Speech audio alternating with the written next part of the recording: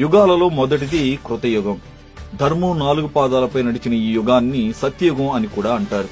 ఈ యుగంలో శ్రీమన్నారాయణుడు లక్ష్మీ సమేతుడై భూమండలాన్ని పరిపాలించాడు. దీని కాల పరిమాణం 17,28,000 సంవత్సరాలు. ఈ యుగంలో ప్రజలు ఎలాంటి బాధలు లేకుండా సుఖ సంతోషాలతో మంచి మానవత్వంతో నిస్వార్థంగా జీవించారు. ఎలాంటి అనారోగ్య సమస్యలు కూడా ఉండేవి కావు. మోసం, ఈర్ష్యాద్వేషాలకు ఈ యుగంలో చోటు లేదు. వర్ణాశ్రమ ధర్మాలలో భాగంగా దైవ కార్యాలు, యజ్ఞయాగాలు, ధ్యాన, యోగ ప్రక్రియలను నిర్వహించి మోక్ష సిద్ధిని పొందేవారు. ఈ కృతయుగంలో మనిషి 32 అడుగుల ఎత్తుతో ఇచ్చా మరణం అంటే తాను కోరుకున్నప్పుడే మరణం పొందేలా ఉండేది. ఈ యుగానికి రాజుగా సూర్యుడు, మంత్రిగా బృహస్పతి ఉండేవారు. సూర్యుడి ప్రభావంతో క్షత్రియులు, గురు ప్రభావంతో సద్బ్రాహ్మణులు జన్మించి ధర్మపాలన జరిగింది. సత్యయుగం నుండి కలియుగం వరకు ధర్మం, జ్ఞానం, మేధో సామర్థ్యం, భావోద్వేగం, శారీరక బలం క్రమంగా క్షీణించడం జరిగింది. ఈ యుగంలోనే విష్ణువు మత్స్య, కూర్మ, వరాహ, నరసింహస్వామి అనే 4 రూపాల్లో అవతరించాడు. కృతయుగం తర్వాత వచ్చేదే ఈ త్రేతాయుగం. ఈ యుగంలో భగవంతుడిగా అవతరించిన శ్రీరాముడు రాక్షసుడైన రావణాసురుణ్ణి, పరశురాముడు కూడా కార్తవీర్యార్జునుణ్ణి సంహరించి ధర్మ సంస్థాపన చేశారు. ఈ యుగ కాల పరిమాణం 12,96,000 సంవత్సరాలు. ఈ యుగంలో స్వార్థం, లోభం వంటి లక్షణాలు మానవుల్లో చేరడం ప్రారంభమైంది. బ్రాహ్మణ, క్షత్రియ, వైశ్య, శూద్రులనే వర్ణ వ్యవస్థ ఈ యుగంలోనే ప్రారంభమైంది.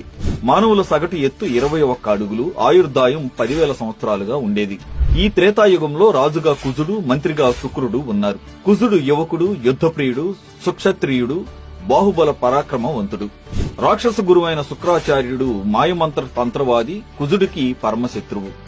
రాజు మాటకి, మంత్రి మాటకి పడకపోవడం వల్ల మంత్రులు క్రూర స్వభావులై రాజ్యపాలనను భ్రష్టు పట్టించారు. స్త్రీ వ్యామోహంతో కలహాలు పెంచి దైవ కార్యాలు నిర్వహించే వంశాలను అంతరించేలా చేశారు. ఇలా రాక్షసులు, దుర్మార్గుల వలన త్రేతాయుగంలో ధర్మం ఒక భాగం దెబ్బతిని 3 పాదాలపై నడిచింది. త్రేతాయుగం తర్వాత వచ్చేదే ఈ ద్వాపర యుగం.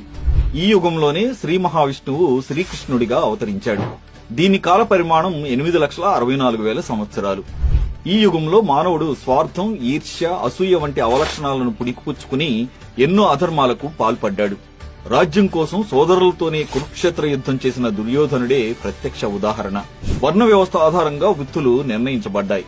వేద విద్య బ్రాహ్మణులకు, రాజ్యపాలన, యుద్ధ కళలు క్షత్రియులకు, వ్యాపారాలు వైశ్యులకు ఉండగా శూద్రులు అంటరాని వారిగా బానిసలుగా పరిగణించబడ్డారు.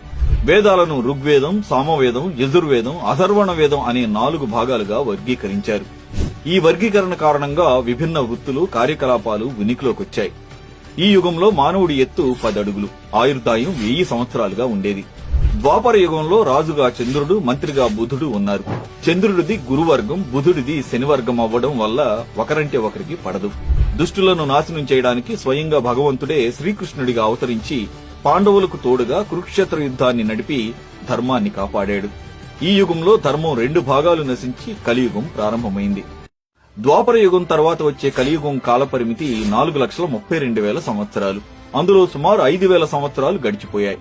మనం ప్రస్తుతం ఉన్న యుగమే కలియుగం.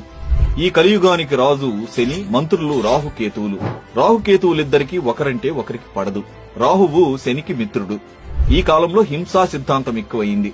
అధర్మంతో పాటు కుల, మత, ప్రాంతీయ ద్వేషాలు పెరిగాయి. మంచివారు దుర్మార్గులచే పీడించబడుతున్నారు. విలువలు పతనమై కామ, క్రోధ, లోభాలు, స్వార్థం, అసూయ, ఈర్ష్యాద్వేషాలు ఉచ్చస్థితికి చేరి ఎన్నో దారుణాలకు మానవులు పాల్పడుతున్నారు.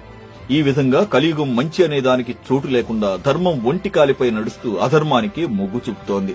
కలియుగాంతంలో కల్కి అవతారంలో భగవంతుడు అవతరించి శివుని గురించి తపస్సు చేసి ఖడ్గాన్ని పొంది దాంతో దుష్ట శిక్షణ చేసి సత్యయుగాన్ని పునఃస్థాపిస్తాడని నమ్ముతారు. ఈ యుగంలో మానవుడు 6 అడుగుల ఎత్తు, 100 సంవత్సరాల ఆయుర్దాయంతో ఉంటూ యుగాంతం వరకు ఎత్తు ఇంకా తగ్గిపోయి ఆయు ప్రమాణం 12 ఏళ్లకు కుచించుకుపోతుందని భగవద్గీతలో పేర్కొనడం జరిగింది.